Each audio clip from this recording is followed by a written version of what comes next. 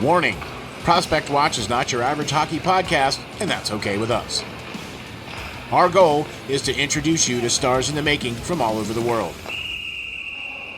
They may not be household names yet, but we assure you they will be soon enough. Welcome to Prospect Watch.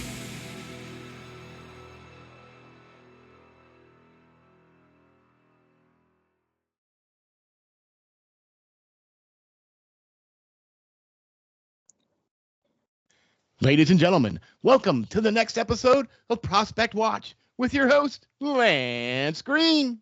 All right, guys, this is Prospect Watch, like Steel said, a podcast that focuses solely on the discovery and promotion of some of the best young talent in the game today from all regions of the world. I'm your host, Lance Green, and Steel, I think we got a pretty good guest joining us today. Wouldn't you say? Ooh, yeah, we're getting a head start on the 2026 future, and we got a special one here for you today, folks. Lance, why don't you tell the folks all about who we got sitting in here today?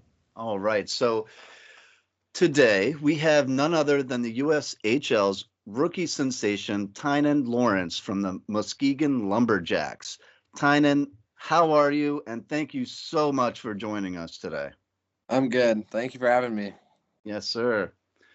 All right, guys. So if you are not familiar with this young man or his game, let me catch you up real quick. Tynan is a 16-year-old center who is currently leading his team in points and is going to be eligible for the 2026 NHL Draft. All right. He exhibits an offensive prowess that few his age right now have, especially playing at the junior level that he's on. He has 16 goals and 20 assists this year for 36 points in 39 games played so far this season. But he's also able to demonstrate good awareness and understanding of the defensive side of the game as well. So, Steel, let's not hold this off anymore, man. Let's get some questions going. Okay. Tynan, you ready? Yeah, I'm ready to go. All right, man. Here we go. How did playing at Shattuck St. Mary's help make the transition to play for the USHL this season for you? How did that work for you? It helped me a lot, actually. We're on the ice like every day, which is isn't normal for all programs, but we're on the ice every day. We're in the gym almost every day. We're playing like 60-some games a year, which is quite similar to a junior hockey schedule. So I think that helped me a lot. Okay. Awesome. Yeah, man. So as far as where you were going to play this season, I know you had a couple of different options. So tell me, how did a kid from New Brunswick, Canada, decide it was in his best interest to sign with the USHL, a tender agreement, with the Lumberjacks? Mm-hmm. I think I was already used to living away from home from going to Shattuck for 2 years, so that wasn't really a big worry. And Muskegon's a great organization. When they came to talk to me, I liked everything about it. They just got a new locker room that's really nice, so that made it even easier decision. And we're a good team this year, so yeah, pretty easy. I would say so. Yeah. Yeah. So that made your decision pretty easy then, huh? Yeah. Okay. Before we get too far into this interview here, and we know we heard Lance talk a little bit about some of the stats and everything, but maybe if you could give us the name of a player in the NHL currently or in the past that either inspired you to play this game, or maybe somebody that you model your game after. I think growing up, it's been Sidney Crosby. I feel like I've always watched him growing up, but recently I've been liking to watch Macklin Celebrini. He's a really good player right now and works really hard. So, well, that's some pretty lofty company there, I'd say. What do you think, Lance? Yeah, I mean, one's got a couple of Stanley Cup rings, and the other one's fighting for Rookie of the Year this year. So, yeah that's pretty good guys to look up to, right? Okay. I would have to agree. I'd have to agree. All right. So let's talk international tournaments now for a minute.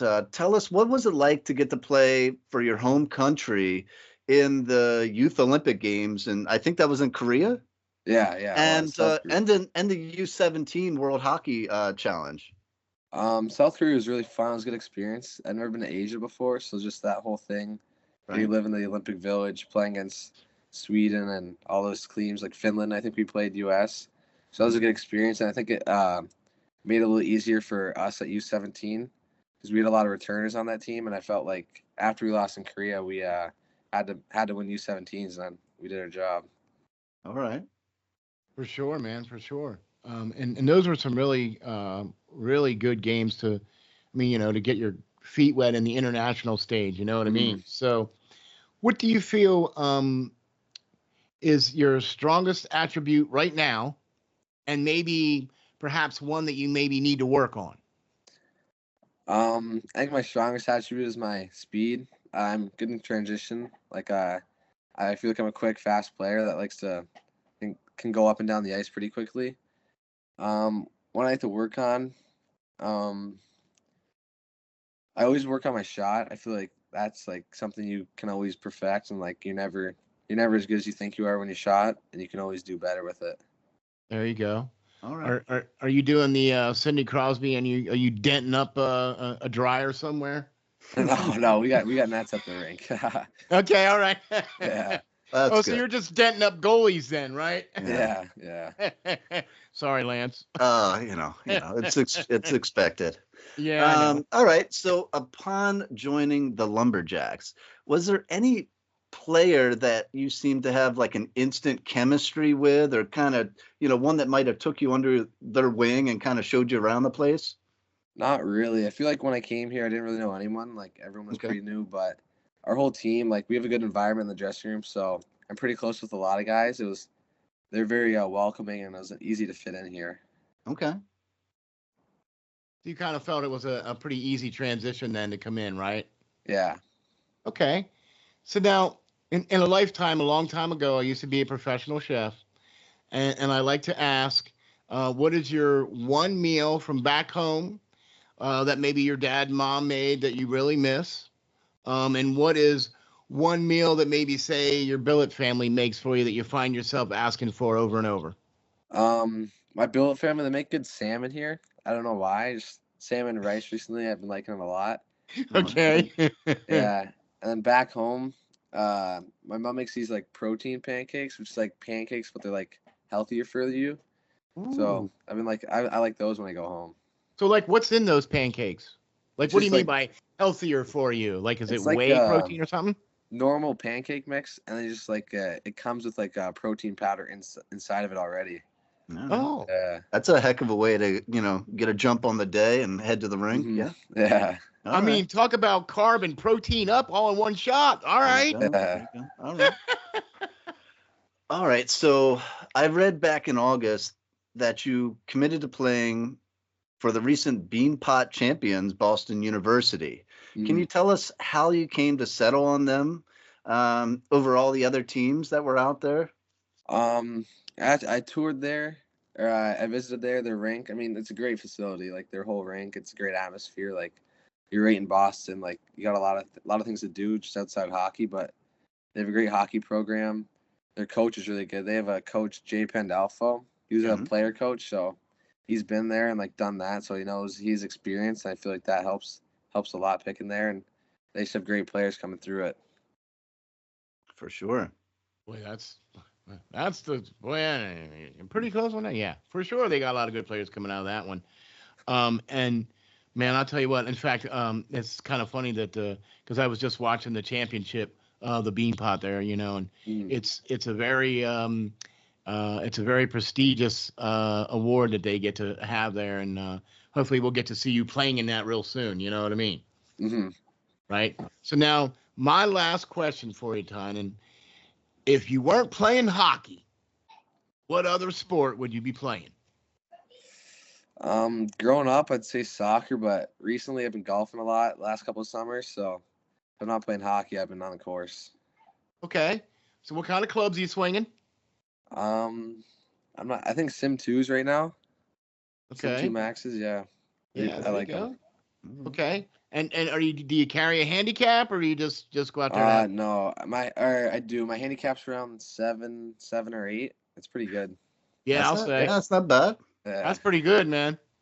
Better than me. Shoot. Oh, yeah. All right. Well, I'll tell you what, folks, man, we got a really good one here for you today, folks. Tynan Lawrence from the Lumberjacks, USHL. Thank you very much, Tynan, for joining us, man. We really appreciate you coming on here. Thank you for having me. It was a great experience. Awesome.